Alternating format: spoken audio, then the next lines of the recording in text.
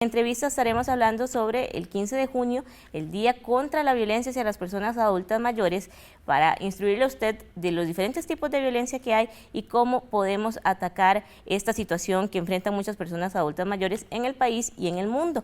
Para hablar de este tema nos acompañan dos invitadas aquí en estudio, Idalia Alpizar, gerontóloga y funcionaria de la Universidad Nacional, y Hazel Carvajal, psicóloga de la Junta de Pensiones y Jubilaciones del Magisterio Nacional, JUPEMA. Muchas gracias a ambas por acompañarnos. Gracias. Y bienvenidas al programa. Muchas gracias. Gracias. Para comenzar, ¿qué hace que las personas adultas mayores tengan normalmente esas condiciones de vulnerabilidad ante la violencia que enfrentan por parte de otras personas? Muchas veces, inclusive dentro de sus propios hogares, es muy común este tipo de violencia. Sí, claro. Bueno, muchas gracias por extendernos la invitación a este tema de tanta trascendencia, porque en realidad las consecuencias por el abuso y maltrato son muy grandes, muy graves, y tienen un impacto económico que muchas veces también no se mide. El 15 de junio en realidad se celebra el Día de la Toma de Conciencia, que es tan fundamental, crear esa conciencia en la sociedad sobre el tema del abuso y el maltrato. Y está básicamente orientado a promover el rechazo a toda forma de violencia y maltrato hacia estas personas. Por lo general, la vejez es una etapa que ha sido estigmatizada, rodeada de muchos mitos, de muchos estereotipos, que la hacen que quede relegada como ya a un último plano. Es curioso, hace por lo menos unos 15, 20 años en la universidad era muy común que los estudiantes, cuando veían que los adultos mayores empezaban a llegar, inclusive que les dijeran que estaban robando oxígeno y que para qué llegaban ahí. Entonces, gracias a Dios eso ha ido cambiando considerablemente. Ahora vemos una actitud bastante diferente. Sin embargo, a nivel de los hogares, a nivel de las familias, todavía se mantiene esta situación, sobre todo por el asunto de la negligencia, porque cuando hablamos de abuso y maltrato, incluimos lo que es la omisión, lo que es la negligencia, y muchas familias no están enteradas de las condiciones que se requieren en un hogar para evitar que se maltrate y se abuse de la persona mayor. Así es, iremos también abordando esos diferentes tipos, ¿verdad? Porque en Costa Rica hablamos del Día Nacional contra el abuso, maltrato, marginación y negligencia, ¿verdad? Muchas formas o caras que tiene la violencia hacia las personas adultas mayores. Hazel, ¿por qué muchas veces también la persona adulta mayor no tiende a denunciar, ¿verdad? Especialmente si se tratan de sus propios hijos, de sus nietos? Se hace muy difícil que la persona adulta mayor se empodere sobre sus derechos y tome acciones o inclusive que personas que estemos alrededor actuemos al respecto.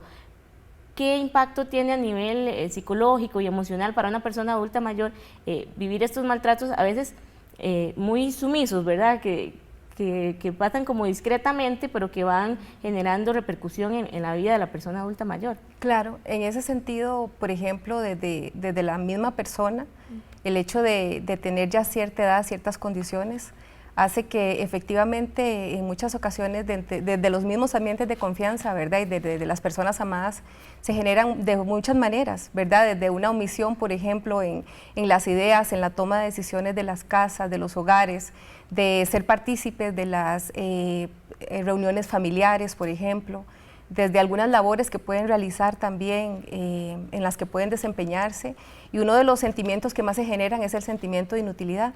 Pensar que a lo mejor ya no pueden estar arraigados en el hogar o realizar algunas actividades, y esto hace que se generen mucho más vulnerabilidades o que la misma familia, ¿verdad? No los considere como esas personas de valía y de sabiduría, ¿verdad? Que dan a través de los años.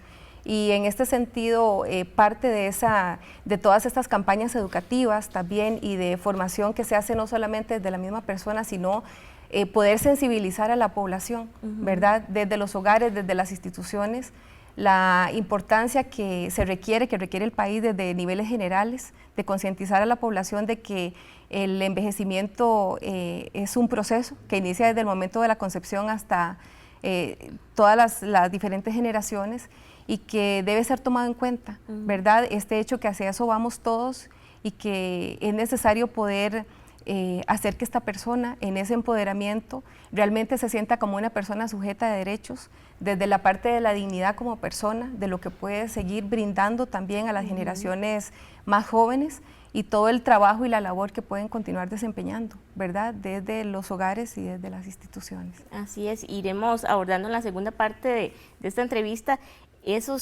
hacer hincapié en esas definiciones de cuáles son esas actividades cotidianas que pueden incluirse dentro de estos tipos de violencia, ¿verdad? Que hablábamos del maltrato, la negligencia y la marginación hacia las personas adultas mayores. Conversamos en la primera parte de la entrevista sobre las características que hacen que la población adulta mayor sea víctima de maltrato en muchas ocasiones.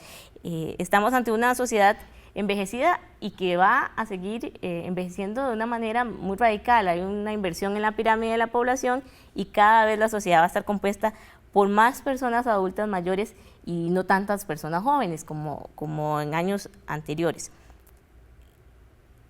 ¿Qué pasa con las actitudes que tenemos en la casa a veces, inclusive hacia las personas adultas mayores, que no creemos que son violencia y sí lo son? Inclusive hablamos de la negligencia como parte de esta violencia. Idalia, ¿qué es la negligencia? ¿Qué actividades, como para que la gente pueda verlo más claro, ejemplos de casos de negligencia que también son formas de abuso? Claro, la negligencia es quizás una de las formas más sutiles del maltrato, porque muchas veces no se dan cuenta de que están maltratando a la persona. La falta de condiciones arquitectónicas en la vivienda que potencia que la persona tenga accidentes, tenga caídas, que no pueda disfrutar con comodidad su vida, es una de las negligencias.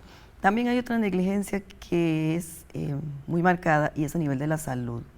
Las personas adultas mayores, por no causar preocupación a sus familiares, tienden a decir que no están enfermos, que no les duele, y los familiares omiten inclusive los signos más pequeños para diagnosticar aquello como un caso de enfermedad. He visto mucho eso. En los últimos días hemos estado con un caso así precisamente de una persona adulta mayor que tenía o tiene graves secuelas a nivel de la salud por descuido de la familia, porque la señora aproximadamente tiene 5 patologías que están causando mucho daño a nivel de la salud, ya bastante avanzado, y que no se logró descubrir y la familia nunca lo reconoció como tal. Entonces, el desconocer, yo diría que tal vez es falta de educación, es falta de formación, porque este es un tema que todavía está en pañales, pero sí hay que meterle el diente, porque como usted bien lo decía, el hecho de que cada día vayan a haber más personas adultas mayores incrementa el tema del maltrato y la violencia. Entonces, es necesario sensibilizar y tal vez educar a las poblaciones que vienen en torno a esas formas de negligencia, que son formas sutiles del maltrato. Y también, sí, Hazel, como bien decía Idalia, porque no es solo el tema de no brindarle las condiciones a la persona adulta mayor o no de atenderla, inclusive hay muchos casos en que el abuso patrimonial o no permitir que la persona adulta mayor opine en las actividades familiares o sobre su propia vida, ¿verdad? Sobre sus propias decisiones, es también una de las formas más comunes, ese abuso patrimonial. ¿Qué tanto, verdad, impacta eso a la persona adulta mayor, que le retiran su pensión, que no lo dejan decidir sobre sus bienes o sobre las actividades que le gustaría hacer? Por supuesto, claro. Sí, nosotros en muchas ocasiones, a través de nuestro trabajo de campo que hemos realizado desde diversos lugares, nos hemos dado cuenta, por ejemplo, que en una situación tal vez de confianza se dio la tarjeta porque quizás por un problema de salud o una dolencia, como bien lo decía Idalia, ¿verdad? Dieron por ejemplo, la tarjeta y resulta ser que a lo mejor no se les dio devolución, ¿verdad? O si realmente era la cantidad que necesitaba la persona. Y es que en esta situación se tiende a pensar que la persona adulta mayor no necesita mucho dinero para estar bien, que con poco tiene, ¿verdad? Y entonces se maneja, como bien se hablaba, de mitos y estereotipos alrededor muchas veces de la parte económica. O bien que, por ejemplo, a nivel de las propiedades, que quizás es una propiedad grande, la persona dice, yo prefiero que me hagan solamente una pieza y con eso estoy bien, y después se dan cuenta que efectivamente ya no tienen la propiedad, ¿verdad? O que se les relegó solamente una parte. Y todo eso va robando espacios también de participación, de poderse sentir en un ambiente de seguridad y confianza alrededor de su familia, y que en alguna manera siente como un estado de soledad y abandono, ¿verdad? Porque no solamente es la soledad física, también es la soledad emocional, de sentirse desarraigado, no participando, ¿verdad? O de la misma familia o de personas que puedan estar alrededor con una red de apoyo, porque también nos hemos dado cuenta de que la persona no cuenta con una red, ¿verdad?, que le pueda ayudar muchas veces, personas vecinas, gente cercana que le pueda ayudar en una situación especial.